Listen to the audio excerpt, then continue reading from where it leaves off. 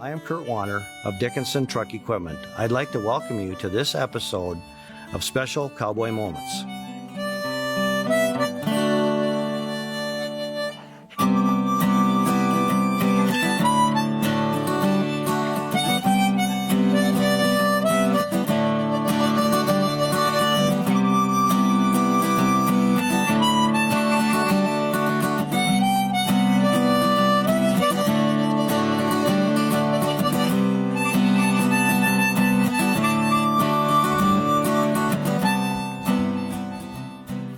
I've lived at Kildare, North Dakota my entire life at Stroh Hereford Ranch. Born and raised in Kildare, North Dakota on Stroh Hereford Ranch. History of our family is all four sets of my great-grandparents all immigrated here from what is now the present-day Ukraine. And my great-grandpa Stroh homesteaded about 15 miles south of where I now live. And my grandpa went on to farm. And during the 30s, he kind of burned out on farming because it was a tough time, and he got the opportunity to buy an international harvester dealership. And so then they moved to a small town called Gladstone, which is just east of Dickinson, in 1939. And then in 1940, he got the opportunity to buy another dealership up at Kildare, so then they moved to Kildare. And my dad did not like the equipment business, and he was more interested in ranching and cattle, and he got involved with Hereford cattle through 4-H, and he just loved them, and that's where the Hereford thing took off. Then my father started the Hereford operation back in the 50s. It's just grown ever since. My dad was tough. It had to be done a certain way, and that was that. I mean, he was firm about things. He wanted it done right, and he had a lot of pride in what things looked like, and I am who I am because of him. And well, my mom played a part in it too. And they're good people. I mean, I don't have any regrets about my upbringing whatsoever. It was a good life. Well, when I started getting more involved, it was starting to turn around a little more, but my dad was firm. He said, "We're staying with Herefords." The only thing he dabbled with. That was the thing back in them days. And it was quite popular even when I was a youngster. And of course, then everybody started experimenting with the continental breeds. And quite frankly, the Hereford business was really tough through the 1980s and the 1990s. And then the late 90s, we started seeing a little bit of interest again. People had gotten enough experiment with their continental breeds, and they turned back to the Herefords again to some degree. Well, we heard a lot of different things. The big thing was, they weren't big enough. That was one of the things. And then, of course, a lot of the earlier baby boomer generation stereotype Hereford still to this day, and we've done a lot with them. I always hear about all these issues with Herefords, how they prolapse, and quite frankly, I go to the vet clinics and I see a lot of their breeds that have got prolapse issues. We've fixed a lot of problems with them. They're not your grandpa's Herefords anymore. Well, number one is I really emphasize on docility, which is for the most part good, straight across in the Hereford breed, but that's paramount. Markings is huge. I've been accused of not, a lot of my cattle, I've been told by old traditional people they look like crossbreds already because I've got them solid marked. Very little white in them anymore.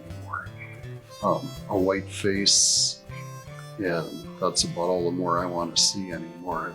Very little white on the legs, very little white up on the neck. And my dad, everything had to be pumpkin yellow. That's a lighter color. Any more of my cattle are more medium color. I don't like them super dark, but I don't like them pumpkin yellow either. That's huge. And then, of course, mothering abilities. I'm strong on maternal traits. Of course, bulls need to look like bulls also. They need to be muscled out and thick. And anymore, it's just a preference of mine, but I mean, it's kind of a preference of the industry. One thing that Herefords are noted for is cancer eye issues. And I think I want pigment around their eyelids. And that's, I think a lot of these old timers, they didn't like that, but I've got less problems for it. I don't get too hung up on EPDs. I kind of learned the hard way that's the wrong direction to go. I mean, yeah, there's certain things you got to look at, but number one, I got to like the animal before I start looking at the numbers. I just try to buy the best genetics that I possibly can. Like I said earlier, I'm really focused on maternal traits for one thing. And I feel the markings is huge too. I know how they're going to cross. Most people that want to make baldies, they don't want to see all that white on them. There's been a lot of improvements, you know, and I think across the board in all breeds, but I can definitely see where we've made lots of progress with the Hereford breed, other than the old traditional Hereford people that tell me my cattle look like they're crossbreds.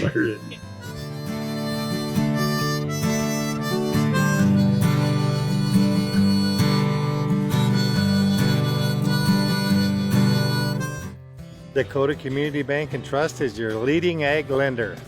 We have always promoted farming, ranching, rodeo, and our Western heritage. In 1987, Hugh Connolly won the first saddle we sponsored, and since then we have sponsored nearly 200 saddles to rodeo athletes. We have been a leader in the ag business and the Western way of life since 1940. We have been a proud sponsor of rodeo, ranching, cowboys, and the Cowboy way for the last 80 years. Come bank with us at Dakota Community Bank and Trust.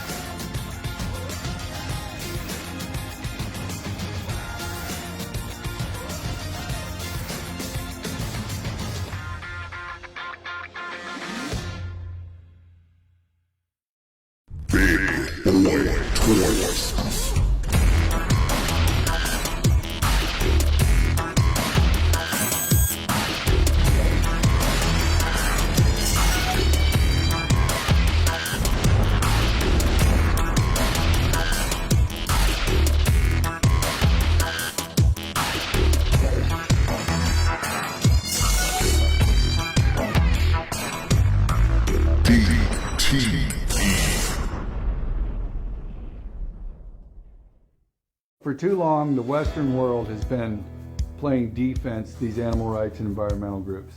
We need to be on the offense. We have the ability to do it, and many people ask me, how do you fight back against all these organizations that get billions of dollars a year in donations?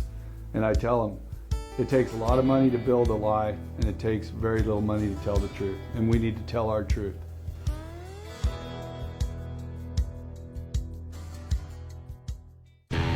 Tracker Off-Road, built for the most adventurous riders. For making the hard jobs easy. For the love of fishing. For the passion of hunting. For exploring the outdoors. A breakthrough American value. The 700 EPS starting at $78.99 plus freight. And the 800 SX starting at $11,599 plus freight. Tracker Off-Road, built for the love of country.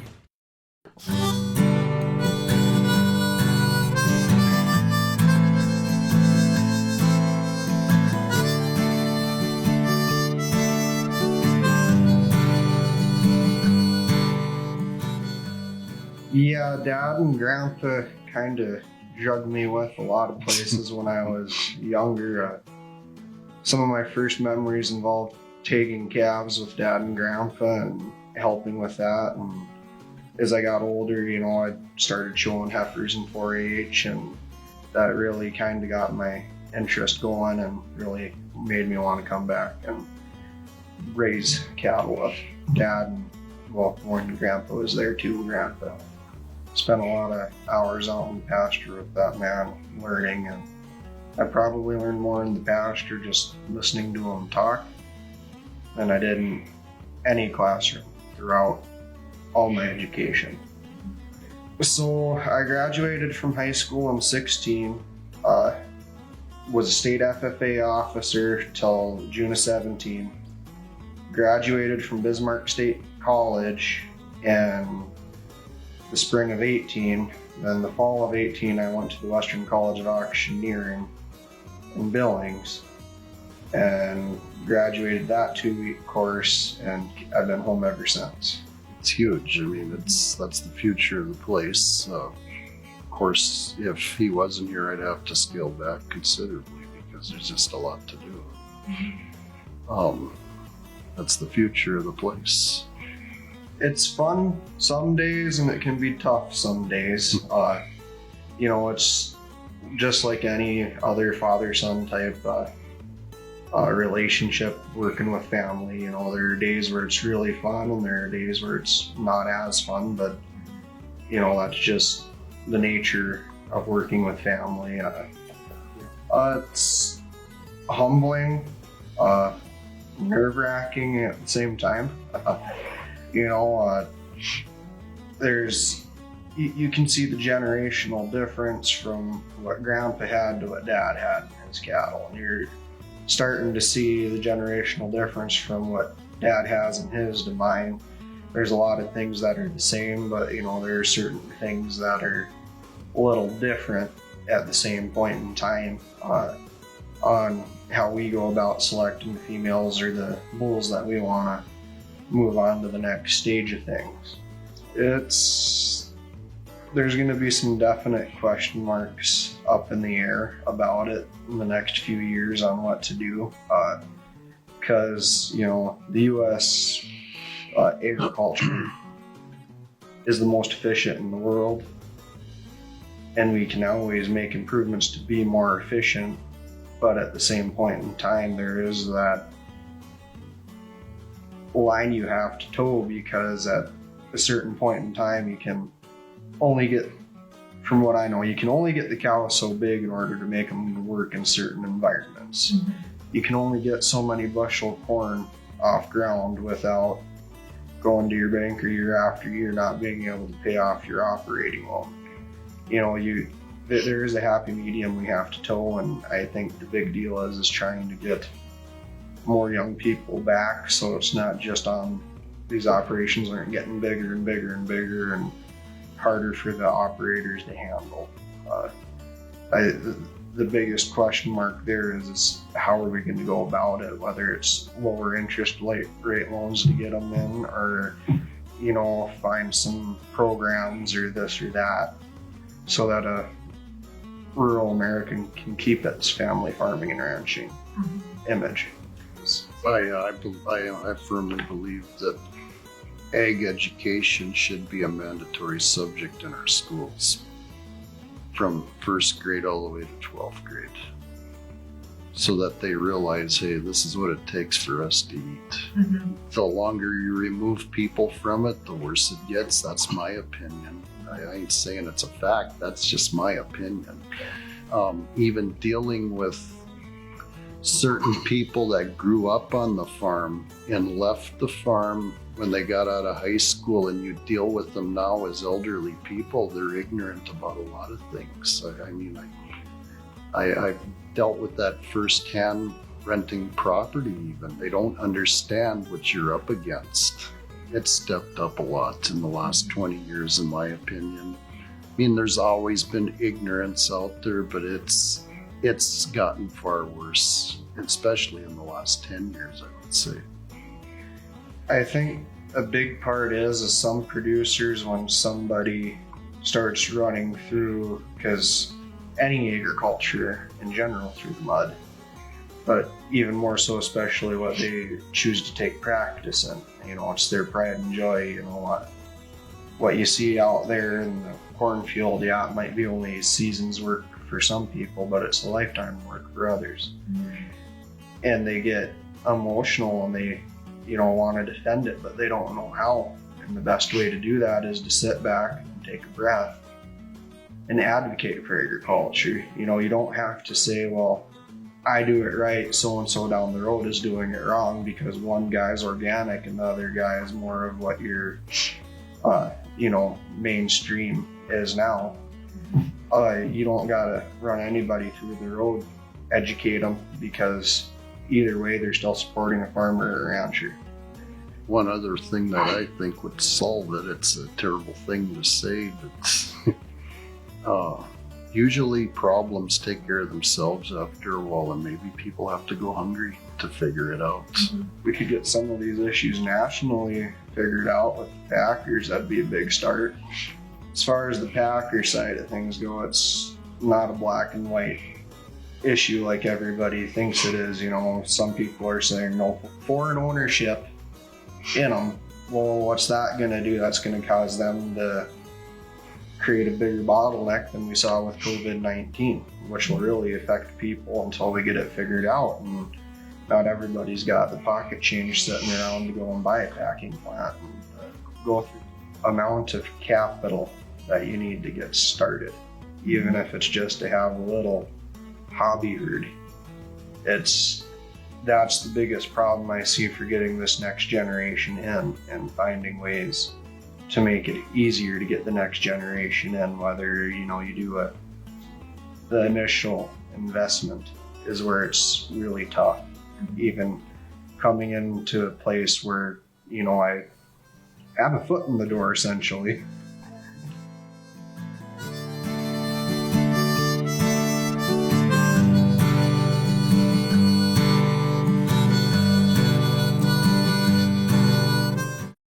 Medora is a proud family tradition, one that goes back for generations. It can be a little escape or a full-fledged adventure. Whatever it is, Medora does something to you that keeps calling you back for more. Whether it's your first time or your 100th time, you're sure to love it every time. Your new favorite memories are here, so what are you waiting for? Explore it, adore it, Medora. This life, full of moments, big moments, small moments, in between moments. It's about missing out on nothing and celebrating everything. It's how we at First International Bank and Trust live first, and have been for over 100 years. One customer, one family, one moment at a time. First International Bank and Trust. Live first. When looking for a new financial institution, forget the rest and head west. Head to Western Cooperative Credit Union. Whatever your financial need, we're the best in the West, and probably everywhere else too. Western Cooperative Credit Union. Join the herd. Why settle for free checking when you can have free checking with bells and whistles? Get Kasasa checking at Western Cooperative Credit Union and get rewarded for doing what you do. ATM refunds, interest, cash back, and more. Western Cooperative Credit Union. Join the herd. You know what sounds like fun?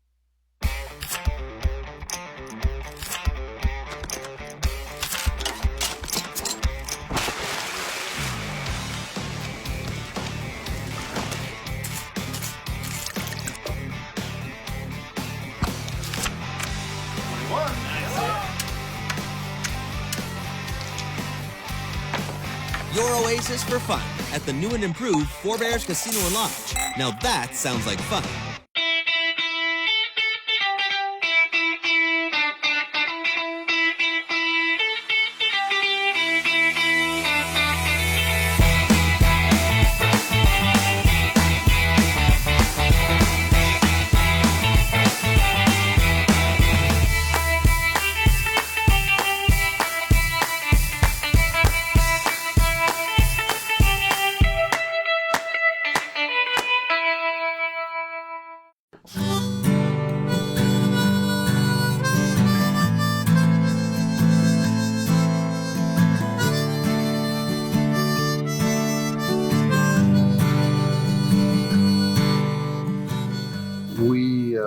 We raise our bulls out until they're coming to. And one of the main reasons why is we were talking earlier about the North Dakota winters. I don't want to calve out cows in January and February and even first half of March. And that's what you got to do if you're going to raise yearlings. So we calve in April and May, and you can't market calves when they're born, or for bulls when they're born that late in the game. And then we don't push them hard. We develop them very slowly, and our weaning weights probably don't look real breathtaking because of it, but a lot of our customers tell me your bulls last forever because their feet hold up and they're just healthier if you do it that way. Like I said, we don't probably do as well as some of them other people do, but a lot of our customers are loyal for the reason that we just stated. I had one customer tell me, local guy here, he's bought bulls from us for probably 20 years already. He said, I had one of your bulls. I used him as a 9-year-old, and I was contemplating using him another year. And he said, I thought that's kind of risking it. So they last. Some ways we're our own worst enemy because we're not turning them around enough, really. I mean, a lot of our bulls will run till they're 7, 8 years old without any problem whatsoever. You know, we don't have tremendous weaning and yearling weights because we're not putting a bunch of creep through them, and we're not pouring the corn to them. You know, we develop them slowly. You know, on the spring of the year, the summer of the year, we kick them out on North Dakota Prairie again, and they have to go out in the hills and walk up and down hills where we have a tank in one pasture, or no matter where they're at in the pasture, they end up having to walk up the hill to get to it. Then in the fall of the year, we get them in and we start them out slow, you know, and we work them up to what we feel is a good ration all around. You know, they're never Denver ready, they're never butcher shop ready, they're ready to go out and cover cows and do what they're supposed to. We got a lot of loyal customers, and we're always getting some new ones as well. But mainly Western North Dakota is our base, but we do have customers come in from Montana and South Dakota and occasionally Wyoming, and we have sold some cattle into Minnesota a little bit. And this year, for the first time, we actually sold a bull into Wisconsin.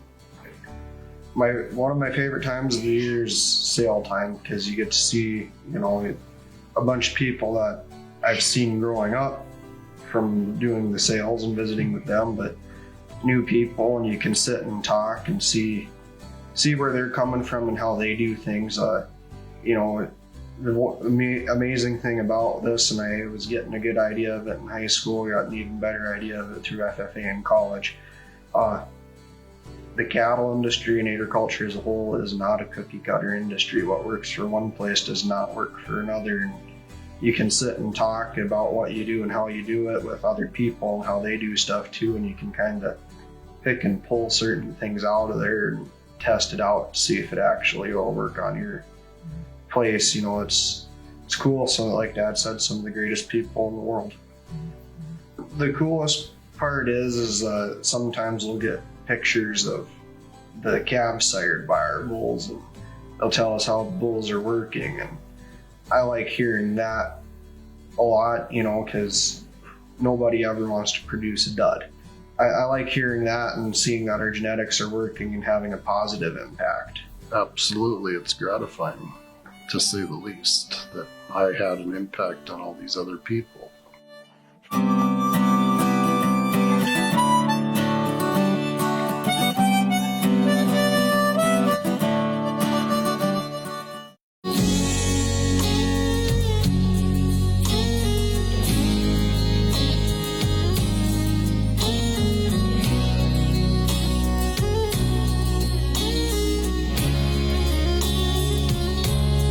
I've been a cowboy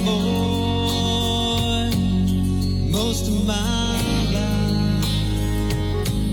I punched a lot of cattle, got in a few fights, and I've been around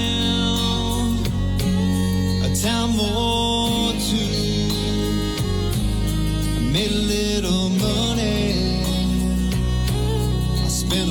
so true.